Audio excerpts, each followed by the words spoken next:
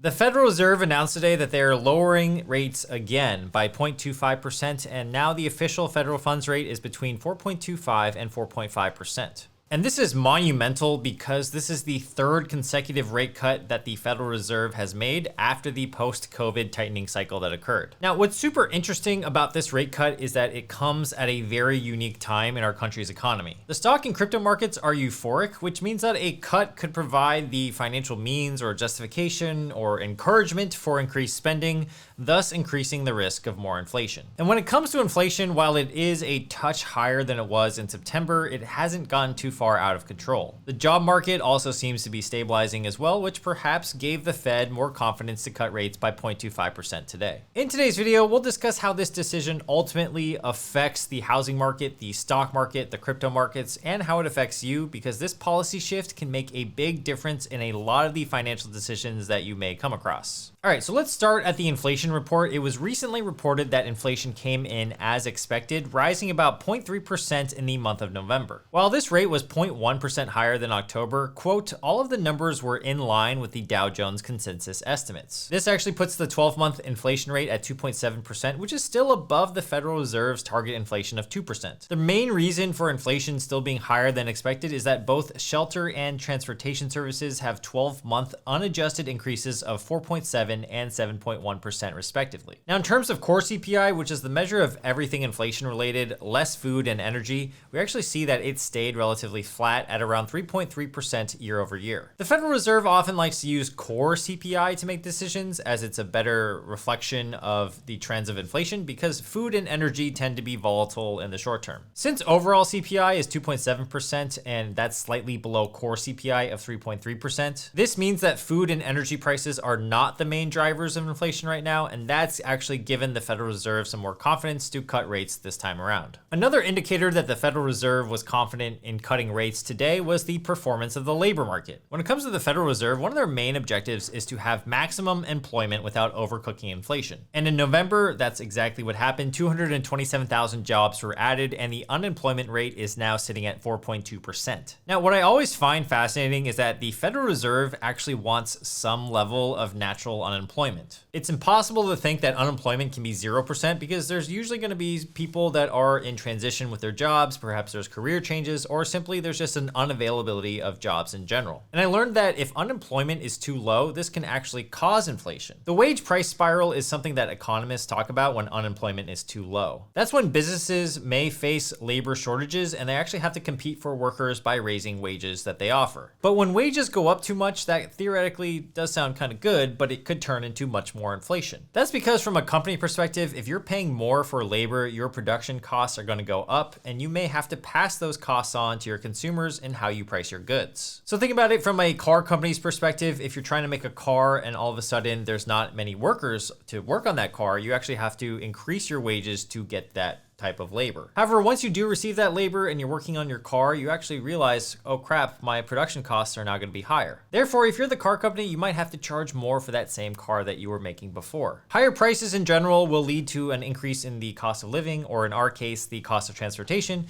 which erodes the purchasing power of workers' wages, which in turn makes them demand higher wages, and then the cycle continues and continues. So that's a scenario where if unemployment is 0% or close to zero, it's actually not good for our economy, but the opposite is also true. When unemployment is too high, this leads to a loss of productivity and income across the board in the United States, and then you have the opposite problem, the economy stagnates. So the Federal Reserve really wants to see jobs being added, and then the unemployment rate usually has to sit between 3.5 to 4.5%, and that was actually found to be true in November. So the takeaway right now is that inflation seems to be in check, but still needs to be kind of monitored, and then the labor market is stable for now. Now let's actually discuss how the rate cut will impact the stock market, because I'm sure that's exactly what you're wondering. Are my stocks going to go up or down? When the Federal Reserve cuts rates, it generally gets cheaper to borrow money. This can benefit a lot of companies, such as smaller or mid-cap companies or growth companies that leverage debt to help grow their business. As borrowing gets cheaper, that means companies in general might be more inclined to get more capital to help grow their business by borrowing it. Of course, if the Fed just cuts rates by a little bit, like 0.25% in today's case, the effects might not be felt right away since the cost of borrowing is not super significant in the short term. The other thing with the stock market performance is that the stock market often knows when the rate cuts are coming because they're usually forecasted like weeks ahead of time. So that means the prices of stocks may already reflect the rate cut just because they're essentially priced in. But let's actually look at the data. Historically, when the Federal Reserve dropped rates, you're probably wondering how the market performs. According to this table that I found from a Wealth of Common Sense blog, the forward returns of the S&P 500 after rate cuts begin to happen are displayed right here. You can see that in general, rate cuts are good news for the stock market. This particular chart also compares the total return after a Fed cut with a recession or without a recession in the next 12 months.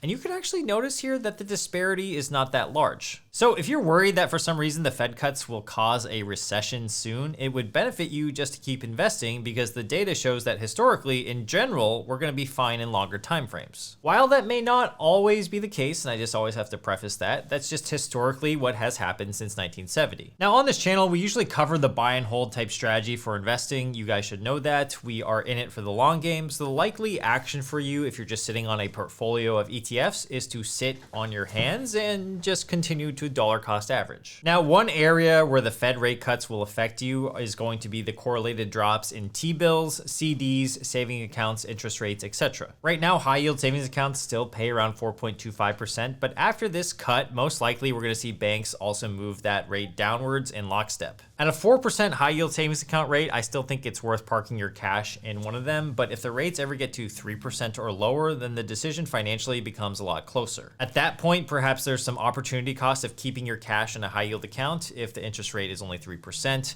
which as we know, as of right now, is right around the core CPI inflation. So that's just something to consider. You always want your money to be earning more than inflation. Lower interest rates theoretically should lower mortgage rates, but if you watched my last video about the Federal Reserve cuts, you should know that the mortgage rates are often cut before the Fed officially begins to lower the rate. That's because the mortgage and bond markets are already anticipating the rate cut ahead of time, and they are pricing it in real time. Currently, the 30-year average mortgage rate sits at around 6.67% at the time of this recording, and while that remains elevated, home prices are starting to come down slightly. Redfin has housing supply sitting right at around 1.675 million homes for sale in the United States, which is actually up 9.4% year over year, and homes sold above list price is down 3.9% year over year. So this actually suggests to me that the market isn't as competitive as it once was a year ago. The median sales price of a house sold in the US is right around $420,000, and this is down from the peak of late 2022 when it was $442,000. Still though, both of these prices are going to be way higher than pre-pandemic levels where the median sales price of a home was in the $300,000 to $310,000 range. Now, while home prices seem to be softening a little bit, the problem is that the mortgage rates are still high. Since the average 30-year mortgage rate is over 6.5%, it's likely that many people can't qualify for the homes they want to purchase until the mortgage rates actually soften. And currently, 6 of every 7 people with mortgages have an interest rate below 6%,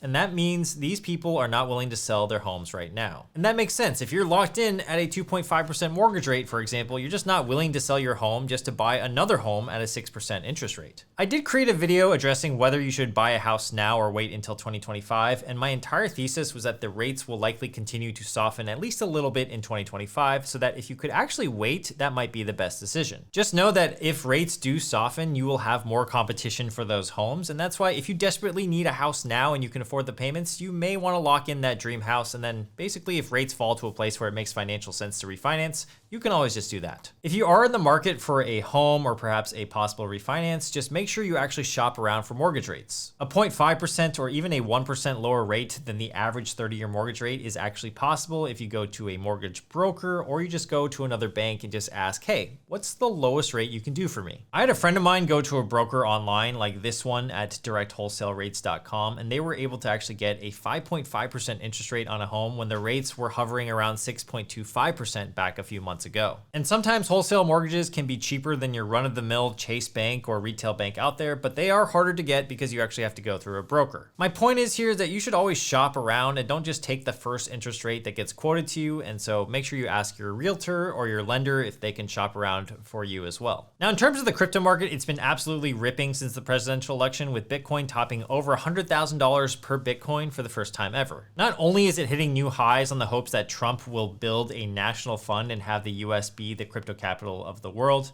but also that Federal Reserve rate cuts are usually seen as bullish indicators for cryptocurrencies and equities. The Federal Reserve made their first big rate cut back on September 18th, and since then, we've seen Bitcoin prices rise higher and higher. According to Yahoo Finance, lowered interest rates typically drive investors to redirect capital to riskier assets like Bitcoin. And in my experience, I found that to be true. Crypto usually acts as a more exaggerated version of the stock market, very volatile, and it can be up a lot when the conditions are good. But the opposite can also be true when the conditions are bad, because we've seen Bitcoin actually tumble quite a bit in the past. I've personally always had a little bit of exposure to crypto as a percentage of my overall portfolio, no more than 5 to 8%. Famously, back in 2012, or maybe infamously, I bought one Bitcoin for $100 when it was trading back then. And I remember trying to spend my Bitcoin at the coffee shop. The local coffee shop accepted Bitcoin because I live in Silicon Valley and they probably thought it was kind of cool to do it.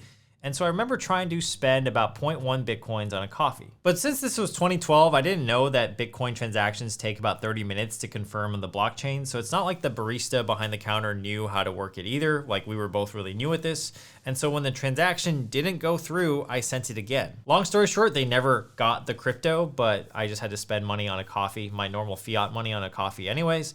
And my guess is that they probably received the crypto just 30 minutes later. So that's my sad crypto story, but I've always kind of held between 1 to 8% of my total investing portfolio in terms of cryptocurrency. So usually that's Bitcoin, Ethereum, or even Solana. I think if you do want some exposure to crypto without having to deal with the whole buying and keeping custody of the coin itself, you can just simply buy the Bitcoin ETFs that were introduced this year. Historically though, we have seen Bitcoin dip up to 70% downward at times. So just know that if you are getting into the crypto markets, you just have to be able to stomach this type of volatility, or else you probably shouldn't be investing in it. All right, lastly, I wanted to bring up tariffs because this could possibly impact future rate cuts. Federal Reserve Chair Powell has said in recent weeks that, quote, "We don't know how big the tariffs will be. We don't know the timing and duration, and we can't really start making policy on that. We just have to let it play out." And this is a common theme that you'll see with the Fed. They like to make their decision based on solid data, not speculative rumors or guesses. The Fed sometimes will use forecasts and models to anticipate future trends, but even those need to be rooted in historical data. So what usually happens is that the Fed waits for any data to come in before making decisions,